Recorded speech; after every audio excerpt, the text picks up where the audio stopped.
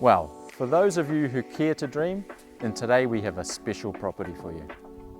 Picture yourself owning your very own authentic castle in one of the most beautiful locations in the world, with a UNESCO World Heritage Site on your back doorstep. Well, dream no more, as today's property has all that and more.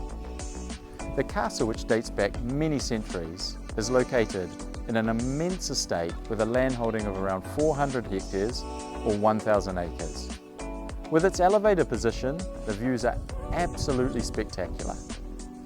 Walking around the castle is like taking a step back in time, and today it is still as imposing as I can only imagine it was when first built.